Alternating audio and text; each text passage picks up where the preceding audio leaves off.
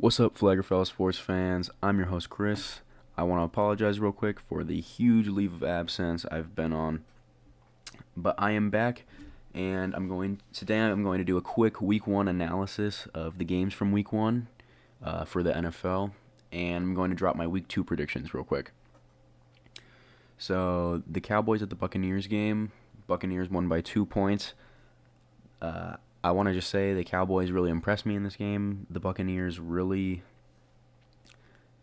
I thought that the Buccaneers were going to blow out the Cowboys here, but Prescott showed out, and the Buccaneers probably got a little bit of a lucky call with Chris Godwin's push off at the end of the game. Moving on to the Sunday games, the Eagles at the Falcons. Again, I was another team that really impressed me. The Eagles.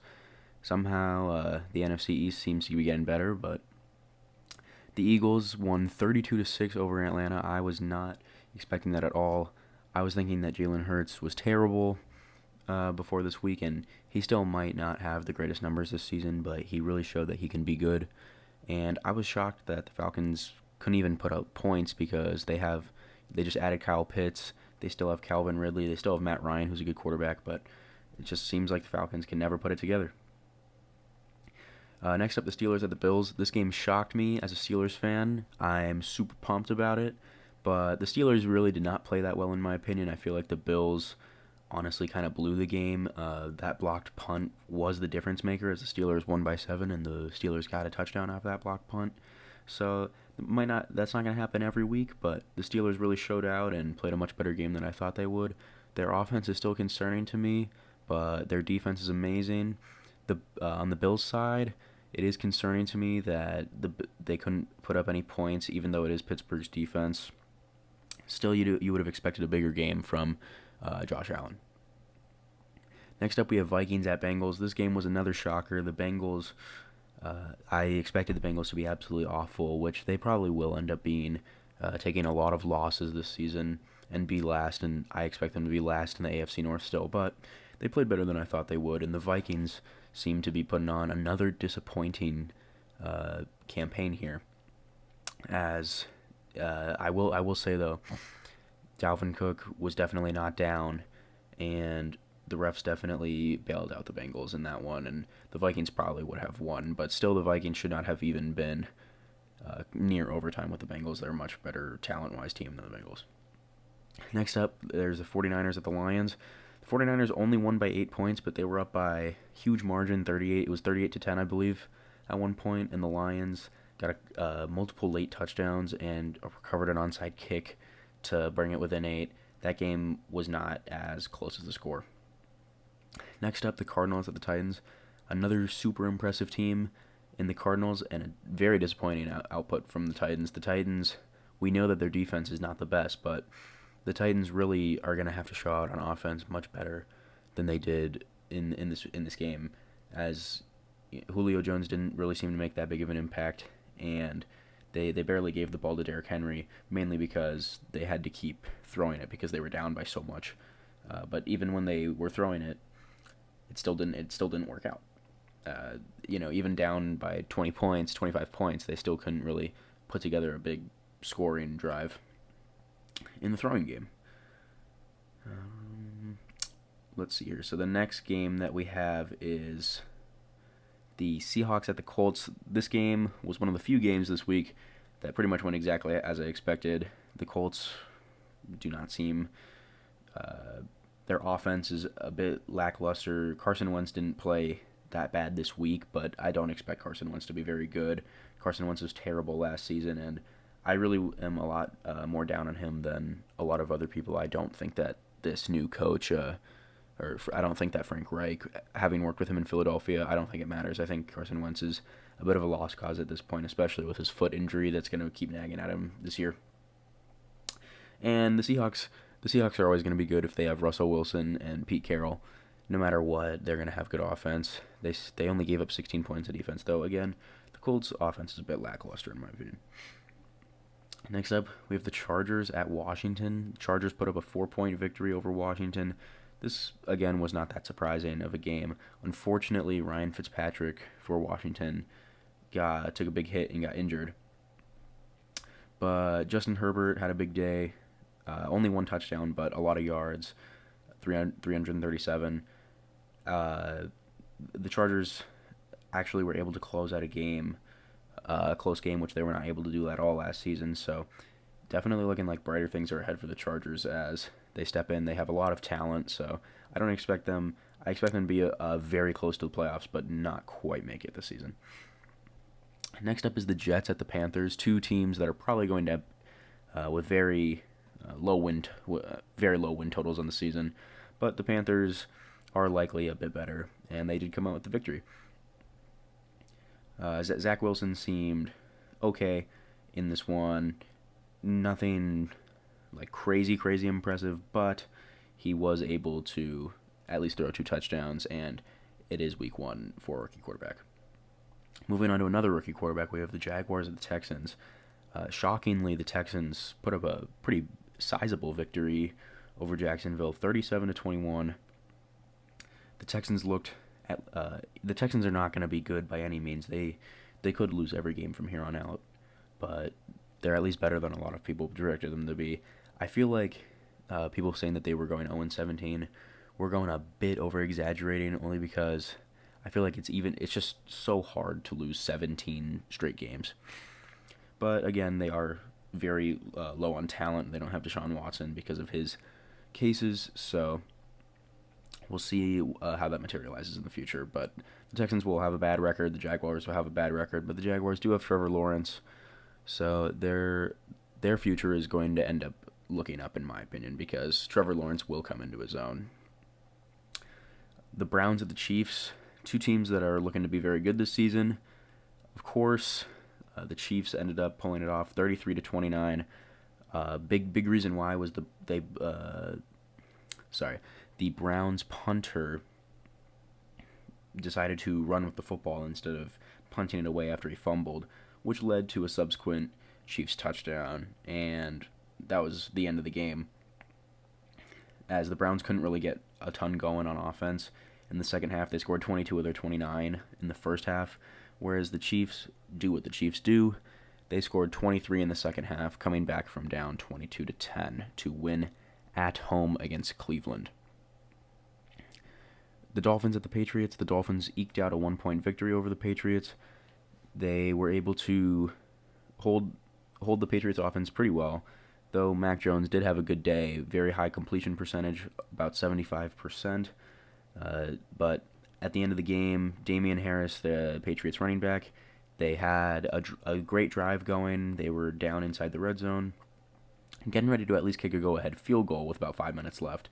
But Damian Harris did fumble, I'm sure, and they lost the game because of this. I'm sure Bill Belichick will have given him some sort of stern, will have told him something. We'll see about Damian Harris going into the future, because you cannot make those mistakes, especially if Bill Belichick is your coach. Moving on, probably the biggest surprise of the week, the Packers lose to the Saints 38-3. I think that saying that Aaron Rodgers isn't trying, or that the Packers will be bad this season, is a huge overreaction. I think that it's just one game. Every team has a bad week. It's just the way that the NFL season works. Only a couple teams have ever went 16-0, and the one team, the most recent team to go 16-0, the 2007 Patriots, still lost in the Super Bowl. So I don't expect, teams to be good every week, and the Packers just got their bad week out of the way. I expect them to win easily in Detroit next week, but we'll get into that in a bit. The Broncos of the Giants. The Broncos beat the Giants 27-13. The Giants look pathetic as usual. They are the one team in the NFC East that's just not improving. Daniel Jones is just awful. He fumbles all the time. And if I were the Giants, and Saquon Barkley, they've ruined Saquon Barkley with their terrible offensive line. He gets blown up way too much, stuffed, and there's nothing he can do about it. So I would say just blow up their offense, try to pick up a rookie quarterback, and try to fix your offensive line probably before you do that, because the next rookie quarterback's just going to get pressured all the time too. Not a surprising Sunday Night Football with the Rams blowing out the Bears. Andy Dalton is Andy Dalton. He's not very good. We know this already. Justin Fields is probably better, but they do want to just save him for now, which I can understand, as it is better, in my opinion, to get a guy to develop, unless he's just that guy, like a Trevor Lawrence, Peyton Manning type prospect. But Andy Dalton, of course, did not play very well, and the Rams got the easy victory, as their defense is probably still one of the top three defenses in the entire league. Next up, we have the Ravens at the Raiders. This was one of the best games maybe I've ever seen. It was a crazy ending, but the Raiders eked out the victory, which was very surprising to me. I thought the Ravens were going to come out and easily win. The Ravens definitely are going to have to figure out their running back situation, who's starting as. But I will say Tyson Williams had 9 carries for 65 yards. I would look for them to give him the ball more. Though he did have a 35-yard run, so besides that, he had 8 carries for 30 yards, so that would be a little under 4 yards a carry. But I don't think that they're going to be able to just run Lamar and make him run and pass the entire year, because that's just too much work to put on a singular guy, no matter how good he is. So anyways, moving on, we are finally at the point with predictions for the week. Let me take this 1 second just to pause here. If you are still listening, I really appreciate it.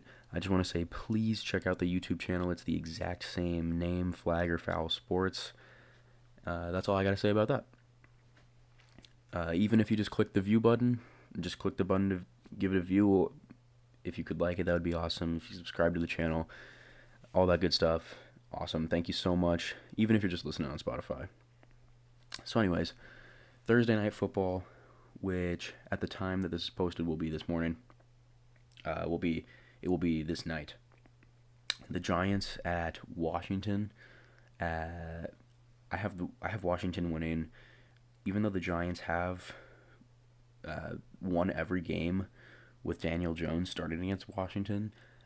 I just don't see how the Giants could be better than Washington right now.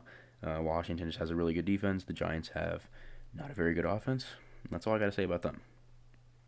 So anyways, moving on from that game. Oh, and Washington's a 3.5-point favorite. I would say Washington covers that. Cincinnati at Chicago. Chicago is a 2.5-point favorite. I am not taking Chicago in the spread if I had to pick, but I do think that Chicago will win the game. Chicago, I do think, just has a better all-around team. I think that Joe Burrow and the Bengals kind of came out and had one of their, probably last week was going to be one of their better weeks of the entire season. And I think Chicago is coming off of a big loss to the Rams and is looking to bounce back against one of the worst teams in the league. So I think Chicago is going to pick up the win at home. Next up is the Houston Texans at the Cleveland Browns. Cleveland is a 12.5-point favorite. I expect the Browns to, coming off a loss to the Chiefs, moving on to play one of the worst teams, I would say the worst talent-wise team in the NFL, the Houston Texans, at home. There's no way that the Browns lose this game. The Browns easily win. The Rams at the Colts. So this is a tougher one, but I do think that the Rams win. The Rams are 3.5-point favorites. I would say not cover. I would say the Colts win that spread, but the Rams, just because of the Colts defense. But the Rams do have a better offense, so they could put up points and possibly blow out the Colts, but I don't think that'll happen. I think that the Rams will pick up a small margin of victory. Next up, we have the Bills at the Dolphins. Buffalo is a 3.5-point favorite. I think that Buffalo looks to bounce back against a defense that's still very, very good, but just not quite like Pittsburgh. I think Josh Allen will turn back to his self from last season, and I also think that the Bills kind of have the Dolphins' number. As we saw last season, they beat them. I don't even remember how bad they beat them in the final game of last season, but I believe they scored 50 on them. So anyways, I have Buffalo winning and covering that 3.5. Next up, we have the Patriots at the Jets. New England is a 6-point favorite. I would take New England as a spread and as all-out victory. New England just has straight up a better team and is looking to bounce back off of a close loss just last week. Next up is San Francisco at Philadelphia. I think that the Eagles had one of their better, or another team that had one of their better weeks of the year last year. Not last year. One of their better weeks of the year last week. Sorry, I think I might have messed that up again. One of their better weeks for the year last week. And I think that San Francisco is a better team that's going to be able to just run through them. I think that San Francisco covers the 3-point spread and wins. And they are favored by 3 points. I think they cover that, sorry. The Raiders at the Steelers. Pittsburgh is a 5.5-point favorite. I'm actually going to take the Raiders in this spread, but I'm going to pick the Steelers to win the game. The Raiders' offense is high-powered with Darren Waller, but I do think that the Steelers have enough to at least slow them down, and I think that Pittsburgh will ultimately come out with a close win. The Saints at the Panthers is next. The Saints are 3-point favorites for the day. I'm going to take the Saints in spread and for the Saints to pick up the road win. I think that the Saints right now are just riding high off their win, and I think that they're going to come in and beat a team that, frankly, they are more talented than in Carolina.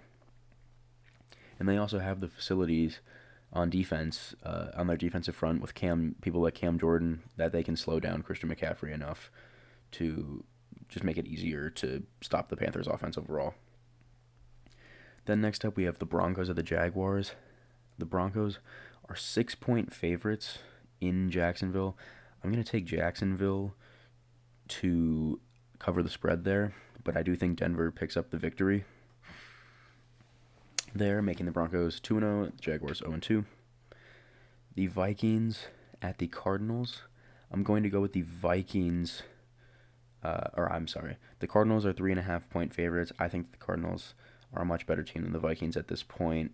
I don't really think that the Vikings have anyone on defense to stop Kyler Murray, and I expect this to actually be a blowout. That's what I'm going to call as a blowout. The Atlanta Falcons at the Tampa Bay Buccaneers. Tampa Bay is a 12.5-point favorite. I'll take Tampa Bay to win, but not to cover that 12.5-point spread. It seems like Atlanta just has, you never know which Atlanta team's going to come out, if they're going to have a fluke good week or a fluke bad week. And they just used their bad week last week, so I'm going to say that they come out, have a fluke good week. Maybe Kyle Pitts goes for his first career touchdown. And they take a closer loss, at least than 12.5 points. I say probably around 10 points. The Cowboys at the Chargers. So the Chargers are a 3.5-point favorite. I'm actually just going to go with the Cowboys to straight up win the game. I think that the Cowboys I think that this game's going to be a shootout, and I just think that overall that plays more into the Cowboys' brand of football. Even though the Chargers do have a pretty decent defense, I just think that the Cowboys will be able to come in and take a win on the road. Next up is the Titans at the Seahawks. This is the last 3:30 game window. 3:30 Central Time, that is, sorry, of the week. And Tennessee did not show me anything that says that they can, after they get embarrassed by Arizona at home, that doesn't tell me anything that they can beat the Seahawks on the road. So I'm going to go with the Seahawks, take the win over them. And Seattle is a 5.5-point favorite. I think that I would take the Titans in that spread. Next up is the Chiefs at the Ravens for Sunday Night Football. The Chiefs, just for whatever reason, seem to have the Ravens' number, and Patrick Mahomes is just so good, and the Raiders, even the Raiders, were able to put up a lot of points on Baltimore's defense, so I expect more of the same. I don't think that this game will be close. I think Kansas City will blow them out, even in Baltimore. And the final game of the weekend. I guess this is not the weekend. That would not be the weekend anymore, but Monday Night Football is the Detroit Lions at the Green Bay Packers. I'm not sure whose idea it was to put this game on Monday Night Football, as this will likely be a huge blowout in my opinion. I think that the Packers, coming off a loss, want to prove to everyone that they are still really good. because I really do think that they are still really good. I think Aaron Rodgers is going to have a big day, and I think that they're going to show that they can run the ball too with Aaron Jones, which they weren't able to do much last week since they were trailing the whole game. And they'll overall just play their game and be able to. Um, I apologize. They're all overall just be able to more play their game, and Detroit's just not very good. So I'm gonna go with they cover that 11-point spread at home at Lambeau Field. So that's all for the week's predictions.